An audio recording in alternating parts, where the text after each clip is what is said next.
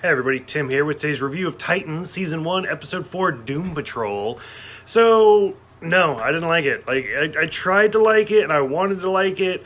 I mean, it's a backdoor pilot, so I guess it's only as good as backdoor pilots can go.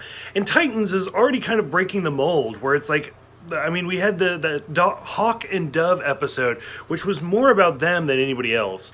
And so when I first saw this one, I was like, oh, so it's going to be more about them. But knowing that they were getting a spin-off show, which confuses me, because usually when you do some sort of backdoor pilot like this, it's connected somehow. Like we have the entire Arrowverse, or even like Golden Girls with Empty Nest and nurses and stuff like that. Whereas this was completely different. Like from what I understand, I haven't actually watched the Doom Patrol show yet because it just didn't look interesting. I might try to do it after this though.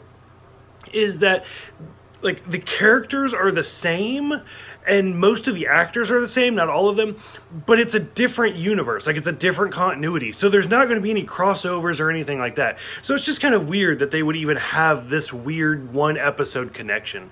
So anyways, this episode starts like 2 years ago in the Congo, and Gar is in the hospital, which is like, okay, so why was he in the hospital? And there's a lot of different explanations that I've said before, and I'll say it again, that I always try to keep my mind out of the different like versions and all of that. But so I was like, okay, that's kind of weird. Why was he in the Congo? Because they never really say.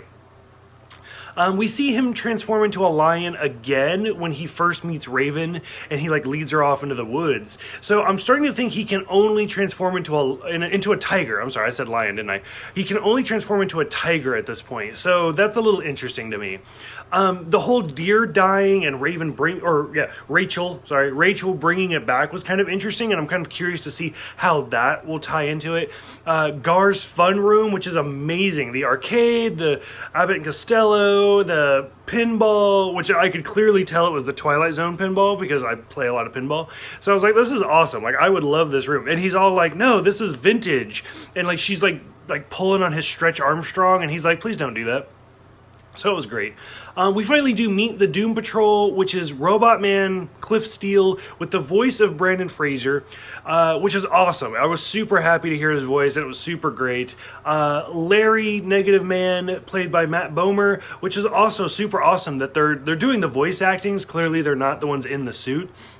But like those two alone are kind of baiting me into watching the Doom Patrol show. And like I said, I haven't actually seen it, so if you guys would recommend it, go ahead and let me know. We meet Elastigirl, and finally we meet Chief. And now Chief, I know, is played by Timothy Dalton in the TV show, and not in this one. I hated this guy. Like, he is the most unlikable character. And like, just watching him, he has to be different than the Doom Patrol show. Because watching this, I was like, there's no way that you would be a main character in the TV show. Like, he is a dick. So I didn't like it. He ends up like trying to stab Rachel, and I was like, what the fuck is happening right now? And then when Gar tries to stand up, and he's like, you are an incredibly selfish boy, never disobey me. I was like, what is happening right now? So like that whole thing, I didn't like it.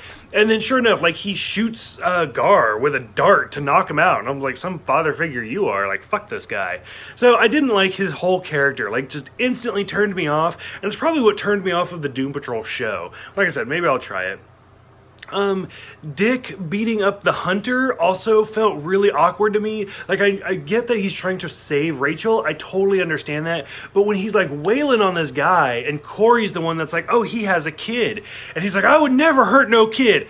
Okay, motherfucker, you were just in the woods with a gun, drinking beer, hunting when you weren't supposed to, and now you're, like, the good guy. Like, I had no sympathy for him at all. So, like, he super annoyed me. And then Corey gave him the money, and I was like, I'm done. I'm just done with all of this. So like I said, finally Dick and Corey arrive to the mansion, seeing Rachel unleash her power. I feel like every episode we see her getting more and more and more powerful. It's kind of interesting, but Dick is the one that that calms her down, like, so she gets calmed by Dick. So like that was kind of interesting because he is becoming that like parental figure for her, so that was kind of interesting. Sure enough, Chief's back gets broken again, evidently, and they send Gar away, and kind of the send off, like, okay, you're going to be part of their team now, not ours. But it's like this sad story that he's leaving. But overall, I was like, who cares? Like, you guys are weird. Like, I loved Cliff and I loved Larry, and I thought it was great. Like the whole him dancing while cooking, I was like, I could watch this. Like, this seems like a really interesting show. Elastigirl was awesome. Like, I don't know anything about Doom Patrol, and I was like, these characters seem great. And then as soon as Chief came in, I was like, I'm done. Like, this guy is too much for me. So guys, let me know, is he that way in the TV show?